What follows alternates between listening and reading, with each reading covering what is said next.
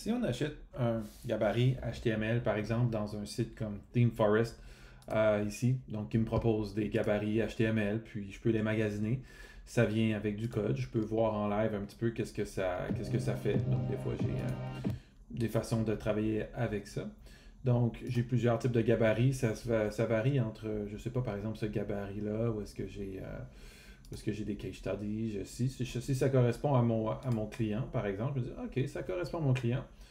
Quand je regarde ça, ce qu'il faut que je regarde, c'est pas les images, parce que les images qui sont là, ça va être les images de mon client. Je regarde plus les interactions, la façon dont je peux naviguer dans ce site-là. Puis si je me dis, bon, ben ça y est, ça va être ça ici.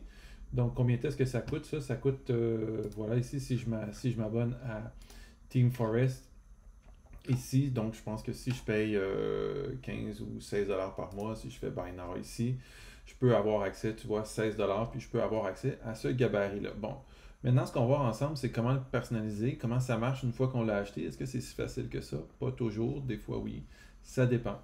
Alors, on va aller voir. Donc, j'en ai un ici qui est là, qui est le small, qui est facile à personnaliser. Comment est-ce que je sais qu'il est facile à personnaliser? Ben déjà, d'aller voir un petit peu le code, de regarder un petit peu ce gabarit-là. Donc, ce que je vais faire, c'est que je vais ouvrir sa page d'index ici, de ce fichier-là. Donc, je vais aller dans Small, je vais checker la page d'index qui est là. Aller regarder un petit peu comment est-ce que ça s'articule tout ça. Puis, aller voir qu'est-ce que j'ai à faire. Donc, par exemple, moi, là-dedans, je changerai surtout les couleurs, je changerai la typo, je changerai les images. Je vais aller inspecter l'élément, voir si c'est facile de changer l'image. Je vois l'image qui est là. Donc, ça a l'air assez facile parce que les images là, sont sous la main. Je vois l'image qui est directement là. Autrement, dans un cas plus difficile, des fois, il faut aller jouer dans les CSS. Donc, puis mettre les images en arrière-plan, ça peut être un peu plus laborieux.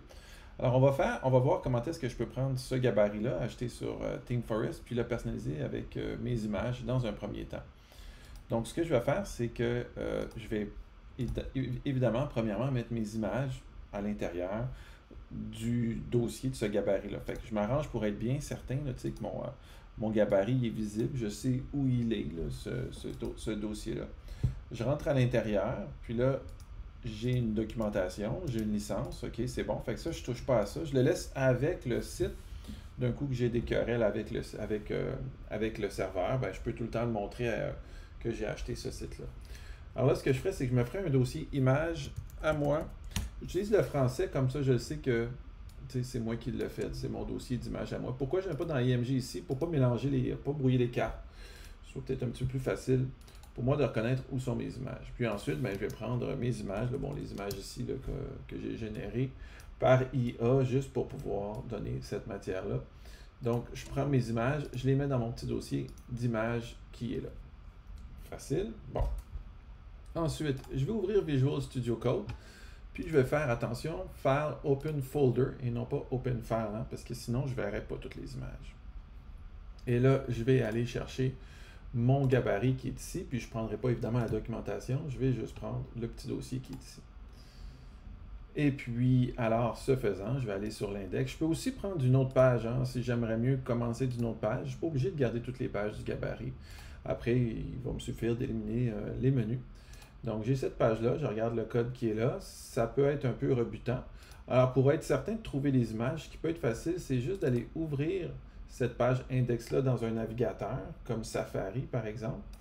Et là, d'aller dans les réglages de Safari, s'assurer qu'au niveau des fonctions avancées, on a bien coché avancer les fonctionnalités pour les développeurs web, de sorte à ce que si je veux changer cette image-là, par exemple, je fais inspecter l'élément.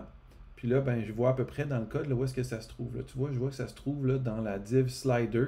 J'ai un UL slide, puis après ça, j'ai plusieurs LI qui, chacune des LI, chacun des éléments de liste, donc, correspond à une image. OK, ça a l'air facile. Fait que ce que je vais faire, c'est que je vais retourner dans mon VS Studio Code. Je vais faire, dans ma page d'index, un commande F pour find.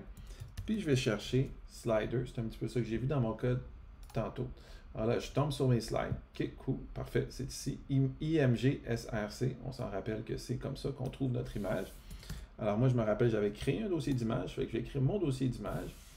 Puis je vais mettre mon image à moi. Donc peu importe, je vais mettre ma première image. Je vais sauvegarder. je reviens dans mon gabarit en ligne, je rafraîchis et évidemment, bon, je vois que mon image à moi, elle a été remplacée là. Bon, il s'agit d'un slider. Donc, comme il s'agit d'un slider, chacune des images du slider devrait être remplacée par mes images à moi. Donc, image 12, image, image, et je vais en chercher, whatever, celle qui est là.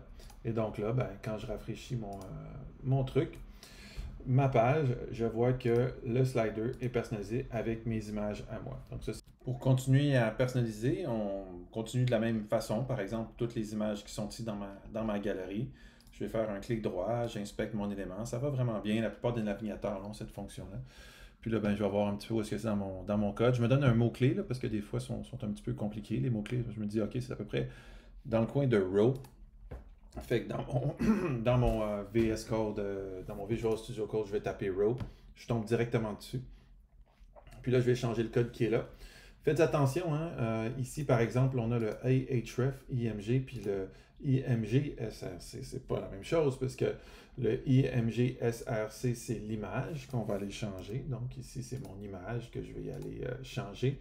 Et ça, c'est le lien vers lequel cette image-là peut aller mener. Donc, si je suis juste à l'étape maquette, je n'ai pas besoin là, de le faire. Là, mais disons que, grossièrement, là, ce que je vais faire, c'est que je vais juste faire la même affaire pour tout ici. Là, je vais juste les changer. Ça va être la même image qui est là que l'image vers laquelle ça mène. Je sauvegarde là, juste pour vous montrer. Après ça, vous aurez compris là, la rondelet, là, comment fonctionner. Donc ici, comme je vous disais, on a notre image qui est remplacée par notre image.